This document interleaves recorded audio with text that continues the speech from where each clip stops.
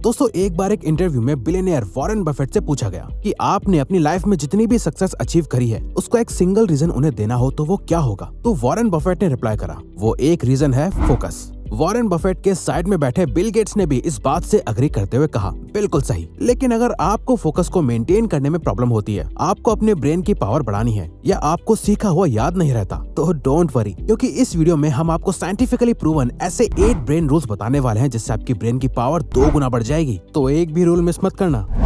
Number 1, pointing and calling. Japanese railway network world का fastest और safest railway network माना जाता है। इसका मेन रीजन है उनका सेफ्टी सिस्टम, जिसे पॉइंटिंग एंड कॉलिंग मेथड कहा जाता है। ये एक सिंपल सी सेफ्टी टेक्निक है जहां जापानीज रेलवे में इंसानों की गलतियों से होने वाले एक्सीडेंट्स को कम से कम करा जाता है। इस टेक्निक में ड्राइवर ट्रेन की स्पीड चेक करने के लिए स्पीडोमीटर को सिर्फ देखने के बजाय उस स्पीडोमीटर पर अपनी उंगली पॉइंट आउट करके बोलता है, स्पीड 100 चेक। ब्रेक लगाते टाइम वो ब्रेक रिलीज करते हुए बोलता है, ब्रेक रिलीज्ड डिपार्ट। यानी किसी भी काम को सिर्फ देखकर कंप्लीट करने के बजाय अपनी उंगली से उसकी तरफ पॉइंट करो और बोलकर एक्शन लो, जिससे कि उस काम में आपकी अवेयरनेस इंस्टेंटली बढ़ जाएगी। तो जब भी आप कोई काम करने जा रहे होते हो, चाहे वो कंप्यूटर की स्क्रीन को देखते हुए कोई काम करना हो, अपना होमवर्क करना हो, बुक पढ़ना या कोई भी काम जहां आपको फुल फोकस रहने की जरूरत होती है, वहां आप उस ऑब्जेक्ट की तरफ, फॉर एग्जांपल आपकी बुक, तो उसकी तरफ अपनी उंगली पॉइंट आउट करके बोलकर एक्शन लेते हो, तो आपके ब्रेन के सारे डिसीजन मेकिंग सेंसेस एक्टिव हो जाते हैं। आप अपने काम की तरफ देखते हो, अपनी उंगली से अपने ब्रेन को उसकी तरफ डायरेक्ट करते हो, आप उस काम को बोलते हो और जो आप बोलते हो वो आप सुनते भी हो, जिससे आपका ब्रेन बिना डिस्ट्रैक्ट हुए उस चीज पर फुल फोकस करने लगता है।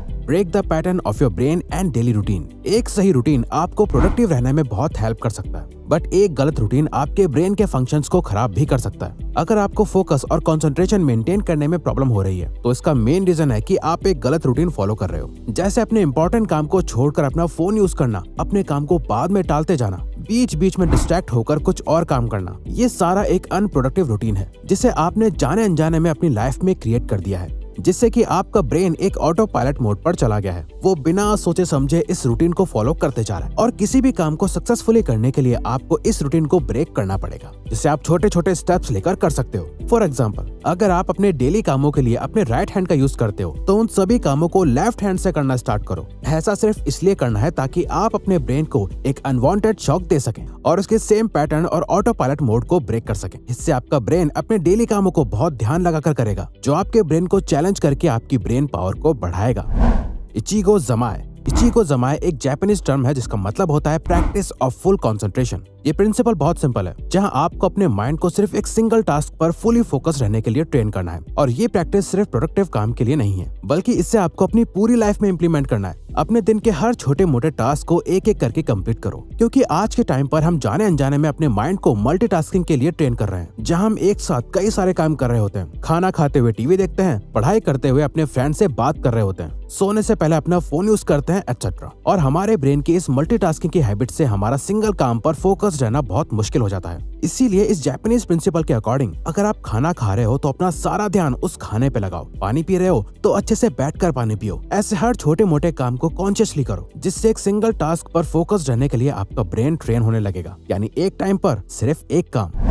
Spacing effect. साइंस के अकॉर्डिंग जब हम कोई नई मेमोरी क्रिएट करते हैं तो वो टाइम के साथ हमारे ब्रेन से गायब होने लगती है। इसीलिए आपने लास्ट ईयर इस सेम दिन पर क्या क्या करा था आपको बिल्कुल याद नहीं होगा, मगर आपने कल क्या क्या करा था आपके पास अपना एक एक टाइम का हिसाब होगा, क्योंकि दोनों मेमोरी क्रिएशन के टाइम में बहुत ज्यादा गैप है। अब मेमोरी को अपने ब्रेन में स्टोर करना और जरूरत के टाइम पर उस मेमोरी को याद करके काम में लाना, दोनों अलग अलग चीजें हैं। ज्यादातर लोगों में, मेनली स्टूडेंट्स में, ये देखा गया है कि वो मेमोरी को स्टोर करने में ज्यादा फोकस करते हैं, ना कि उन्हें रिकॉल करने में। फॉर एग्जाम्पल, अगर किसी एवरेज स्टूडेंट को अपने टेस्ट के लिए कुछ याद करना है, तो वो कंटिन्यूअसली अपने माइंड में रिप्ले और रिपीट करता जाएगा, बार बार पढ़ेगा, उसे लिखेगा। लेकिन क्योंकि वो इस काम को एग्जाम से कुछ टाइम पहले कर रहा है, ये इन्फॉर्मेशन उसके माइंड में स्टोर हो रही है, मगर एग्जाम देते वक्त भी उसे ये याद आ जाएगा, इस बात की कोई गारंटी नहीं है। वहीं एक स्मार्ट स्टूडेंट जो बहुत टाइम पहले से ये चीज कर रहा होगा, बट टाइम टू टाइम वो अपने आप को चैलेंज करके खुद को टेस्ट करेगा, जहां वो इस मेमोरी को याद करने की कोशिश करेगा। शुरू में हो सकता है कि वो भी फेल हो जाए, उसे भी याद ना आए,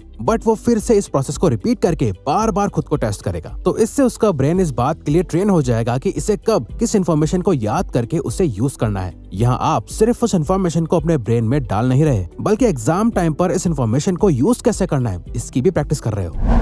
to list method. Warren Buffett अपने एम्प्लॉयज को अपने काम में अच्छे से प्रायोरिटाइज और फोकस करने में हेल्प करने के लिए एक सिंपल 3 स्टेप प्रोडक्टिव स्ट्रेटेजी का यूज करते हैं, जिसे वो टू लिस्ट मेथड बोलते हैं। स्टेप 1, अपनी लाइफ के टॉप 25 गोल्स को लिखो जिन्हें आप अपने लाइफ टाइम में अचीव करना चाहते हो। स्टेप 2, बफेट कहते हैं इन सारे गोल्स को अच्छे से रिव्यू करो और इनमें से टॉप 5 गोल्स को सर्कल करो जो गोल्स आपके लिए सबसे इंपॉर्टेंट है। स्टेप 3, नाउ इन 5 गोल्स को एक अलग पेपर पर रखो और बाकी के 20 गोल्स को एक अलग पेपर पर, और इसके बाद अपनी 20 गोल्स वाली लिस्ट को फाड़ के फेंक दो, क्योंकि जैसा कि बफेट कहते हैं, एक लिस्ट है मोस्ट इंपॉर्टेंट गोल्स की लिस्ट और दूसरी है avoid at all cost list, क्योंकि चाहे जो भी हो जाए, जब तक आप अपने इन 5 गोल्स को अचीव नहीं कर लेते, आपको किसी और चीज पर बिल्कुल भी ध्यान नहीं देना चाहिए। ऐसा करने से आपका ब्रेन लेजर शार्प फोकस करने लगता है, क्योंकि तब ये सिर्फ उन्हीं चीजों पे काम करता है जो आपके लिए सच में इम्पोर्टेंट है, ना कि उन चीजों पे जो आपको लगती है कि शायद आपके लिए इम्पोर्टेंट है।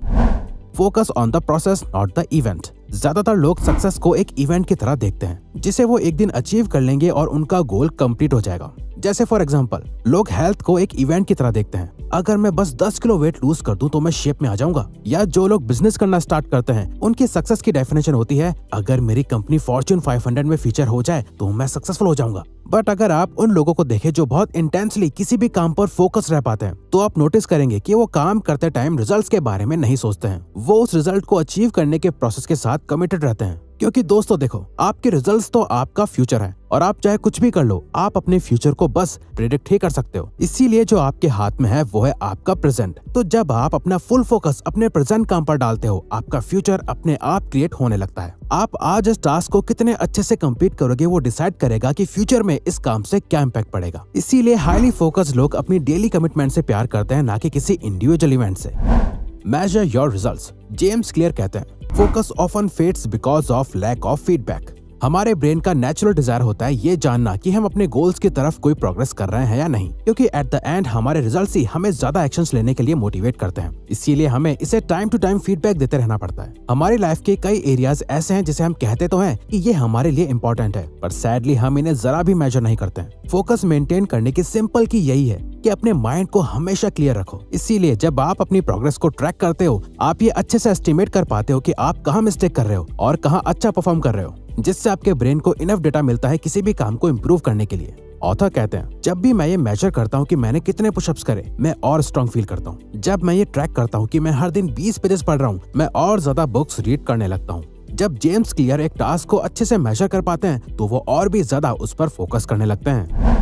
Tell yourself a story. देखो दोस्तों, कोई भी काम करने के पीछे मोटिवेशन का मेन सोर्स होता है वो स्टोरीज जो हम खुद को सुनाते हैं और जिस पर हम बहुत ज्यादा बिलीव रखते हैं। लोग बहुत मेहनत करके पढ़ाई करते हैं, बिजनेस ग्रो करते हैं, अपनी जॉब में बहुत अच्छा परफॉर्म करते हैं, क्योंकि उनके पास एक स्टोरी होती है जो वो खुद को सुनाते हैं। मैं अपनी स्टडीज में बहुत अच्छा परफॉर्म करूंगा तो मुझे अपने ड्रीम कॉलेज में एडमिशन मिलेगा। मैं अपने बिजनेस को एक $multi-million बिजनेस बनाऊंगा, जिससे कि इन दी एंड वो सेटिस्फाइड और हैप्पी हो जाएंगे। उनका ब्रेन उनकी इस स्टोरी पर बिलीव करता है और उन्हें काम करने के लिए मोटिवेटेड रखता है। इसीलिए खुद को अच्छी स्टोरी सुनाओ, अपने फ्यूचर के लिए एक्साइटेड रहो और आप ऑटोमेटिकली अपने काम पर फोकस करने लगोगे। अगर आपको ये वीडियो अच्छी लगी तो वीडियो को लाइक और सब्सक्राइब बटन पे क्लिक करके इस चैनल को सपोर्ट करो और बेल नोटिफिकेशन ऑन कर लीजिएगा ताकि आप आने वाली वीडियोस मिस ना कर पाओ। Thank you for watching.